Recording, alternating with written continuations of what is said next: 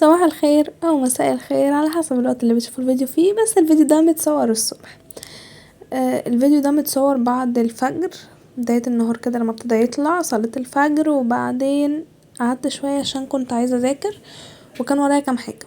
فاول حاجة صليت الفجر ونزلت رحت الشغل. كان عندي حبة حاجات في الشغل كده خلصتها، وبعدين قعدت بقى عارفين انتوا في حبة الروقان بقى، ام كلثوم بقى وكده. بس وبعدين كان عندي شغل خلصته وقفلته. شغلي يا جماعة، شغلي قولولي برافو، قولولي برافو، قولولي برافو بجد. بس فخلصته، بعدين كان ورايا كام حاجة كده خلصتها، وبعدين كنت عايزة بقى يا جدعان اشرب نسكافيه، كنت مصدعة.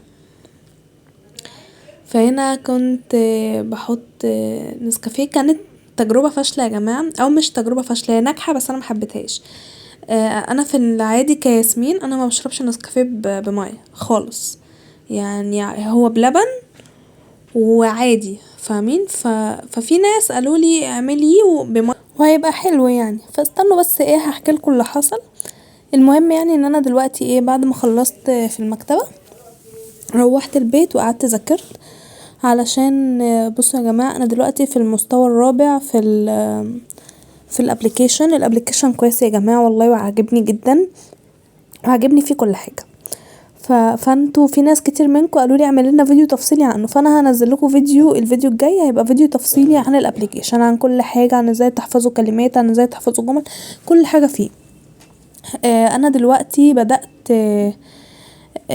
اطور من نفسي زي ما قلتلكوا. انا بحب ابقى الافضل في كل حاجة، يعني مثلا لو بدأت مجال دايما يقولوا دي ممتازة، دي شاطرة، دي بتفهم بسرعة، دي بتعرف تستوعب، بتتعلم بسرعة. انا بحب كده، بحب ابقى متميزة. فانا بدأت يعني اتعلم الفوتوشوب، اظبط نفسي في الوورد، في الكمبيوتر، في الحاجات دي. في نفس الوقت بطور اللغة عندي، مش شرط كورسات يعني، بطور اللغة لنفسي، مش لكورس مثلا او لشغل. هو طبعا لشغل وكل حاجة، بس في الاول لنفسي. تمام. فتعالوا بقى اكمل لكم الحكاية، عشان المقطع اتشال للأسف، وانا كنت حاطه لكم المقطع طويل يعني. المهم يا ولاد خالتي، الناس قالوا لي حطي مية بدل اللبن، وحطي لبن بودرة هيقضي الغرض. فالمهم يا جدعان حطيت المية، وحطيت اللبن البودرة، وحطيت السكر، وظبطت الدنيا وكله تمام وغليته. بصوا كأني بشرب نسكافيه عادي، بس فيه كمية مرارة مش عارفة ليه. فبصراحة قلت استحالة هعمل كده تاني، يا اما هشربه بلبن صافي زي ما بشربه، يا اما مش هشربه خالص. هشرب انا غاوية وجع بطن ليه يعني اعمل في نفسي كده؟ فبصراحة ندمت ان انا شربته بمية، وان انا عملت حوار اللبن البودرة ده مش حلو خالص خالص خالص.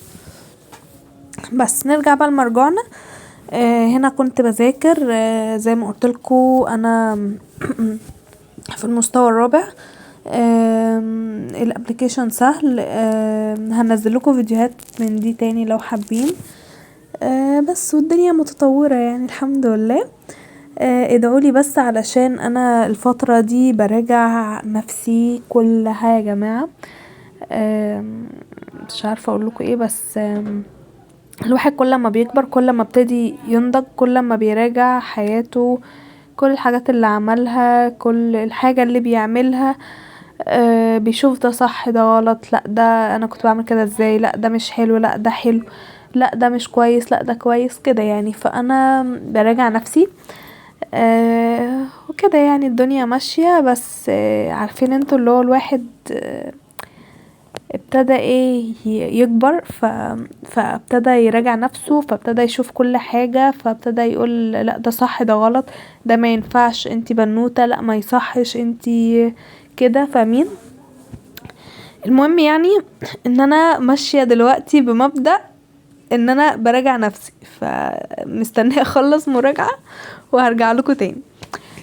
بس يعني فانا كمان الفترة دي بحاول ان انا ارجع تاني للحفظ القرآن. انا كنت بحفظ وكنت بروح المسجد بس علشان كنت ثانوية عامة السنة اللي فاتت وقبليها كانت الكورونا ودلوقتي الشغل وكده فما بقتش بعرف اروح المسجد زي الاول.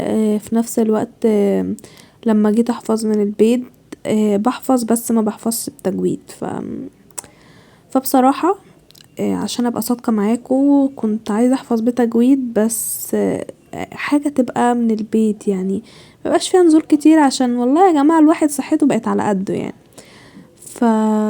فكلمت كلمت كذا بيج يعني على الفيس وكده ان انا ممكن اخد معاهم وكده. فانا بدور وربنا يسهل فاللي يعرف حد كويس بيحفظ بالتجويد حتى لو بفلوس يبقى جروب مثلا اونلاين او منصة اونلاين يقولي ويعرفني. لان انا بحب القرآن جدا وبحب قعدة المسجد اوي وبحب اروح المسجد جدا. بصوا انا تقريبا متربية في المسجد يعني انا من وانا عمر 6 سنين مثلا ويمكن اقل كمان بروح المسجد. اختي لما كبرت بقت بتروح معايا. يعني انا ايام الاجازة دي كنت كل يوم انزل من الساعة 2 اروح المسجد اصلي العصر واقعد بعد العصر احفظ القرآن. اخلص تسميع وكده واروح امتى بقى على المغرب. يعني كنت بقعد فترة طويلة ساعات كنت اروح من بدري فانا غاوية قاعدة في المسجد وغاوية حفظ قرآن وانا بحب الحاجات دي قوي وبرتاح. كنت باجي في رمضان كنت بوزع بلح كنت بعمل عصاير فانا بحب الاجواء دي بحب اجواء المسجد بحب اجواء الحفظ الحاجات اللي هي بتاعت القرب من ربنا دي انا بحبها قوي وبرتاح جدا لما بعملها. ف...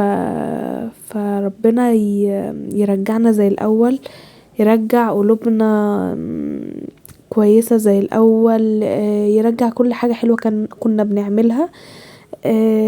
كلمة الدنيا تلاهي او كل واحد في اللي مكفيه ما كنتش عارفة معناها الا دلوقتي. يعني حقيقي فعلا الدنيا تلاهي. يعني انا لو هنيجي ابسط مثال انا بنزل اروح الشغل ارجع من الشغل اقعد مع اهلي نتكلم اللي حصل في اليوم ده لو انا ما عنديش مثلا مشوار للجامعة لو ما عنديش مشوار تاني لو ما عنديش مذاكرة كده.